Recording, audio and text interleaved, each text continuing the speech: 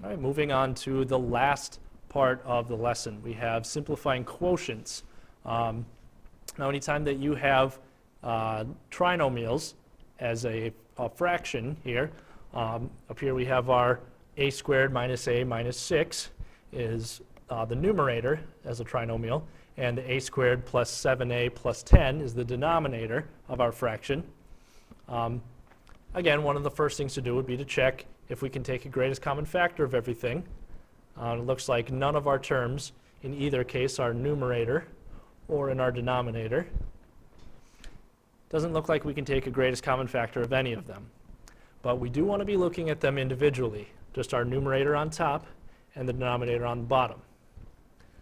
When we look at our top, we have the a squared minus a minus 6. Now, if we wanted to use the AC method, we could, or we could use what we had been working with in Algebra 1.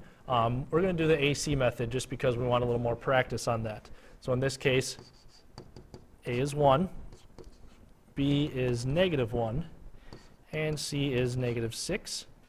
So AC is 1 times negative 6. AC is negative 6. Again, because our AC is negative, we're looking for two factors, one being positive, one being negative. So we could have either 1 and 6, or we could have 2 and 3. And we need them to add up to negative 1, because that is our b right here, is the negative 1. So if we use 1 and 6, one being positive, one being negative, negative 1 and positive 6 would give positive 5. And positive 6 and, or should I say positive 1 and negative 6 would give a negative 5.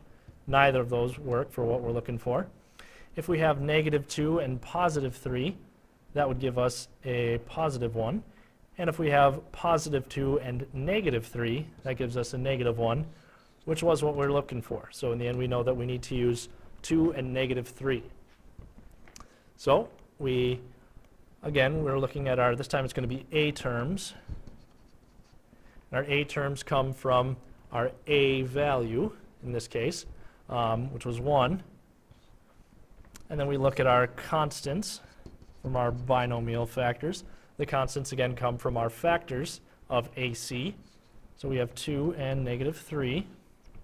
And we need those to multiply and add up to C, which in this case is negative 6. The only two factors of 1 are going to be 1 and 1. So it's not going to be too terribly hard to match those up. 2, we'll just match it with either one of them. 2 divided by 1 is just 2. And negative 3 matched up with the other one. Negative 3 divided by 1 is still negative 3. And 2 times negative 3 is the negative 6 that we were looking for. So we know that in this case, when we make our binomial factors, each one is going to have a 1a as the term.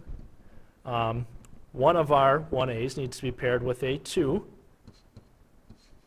and one of them needs to be paired with a negative 3.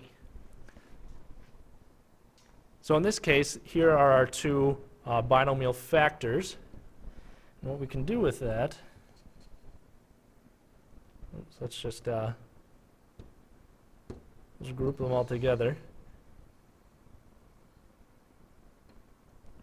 So now that we have our factors of the top one, our numerator, we can set those aside, and we've just grouped only the numerator. That's the first place to start. Now, we'll start all over. We'll use our AC method again, but this time on the denominator, in which case we have, oops, I want a black one, A, B, and C. A in this case is 1, B is 7, and C is 10. So again, we'll go through our AC method like we've done before. A times C is 1 and 10 gives us 10. And since it's positive, either both are positive or both are negative. So we have the factors of 10, which are going to be 1 and 10, or 2 and 5. And again, in this case, what we want them to add up to is B, which is positive 7. And since we know that our B is positive, and both of our factors need to be the same thing, either positive or negative, we know that we need them both to be positive. So if we use both positive 1 and 10, that adds up to 11. That's not what we're looking for. If we use both positive 2 and 5, 2 plus 5 is 7. So that is what we're looking for. Those are the ones we want. So again, we make the columns with our A terms, and we're using our A from over here is 1. Our constants from our binomial factors. The constants that we're looking at are the factors from AC, are 2 and 5. And we need those to multiply and add up to C, which was 10. Again, the factors of 1 are just 1 and 1. So when we match those up, doesn't matter which one we match it with, 2 and 1 divide to just 2. 5 divided by 1, again, is just a 5. 2 times 5 is 10, which was exactly what we were looking for. So again, we have our binomial factors. We have two A factors. Both of them are just 1A. One of the 1A's needs to get matched up with a 2, and one needs to get matched up with a positive 5. So again, in this case, we have our binomial factor that we found. We can keep that as our denominator. We'll get rid of the rest of this.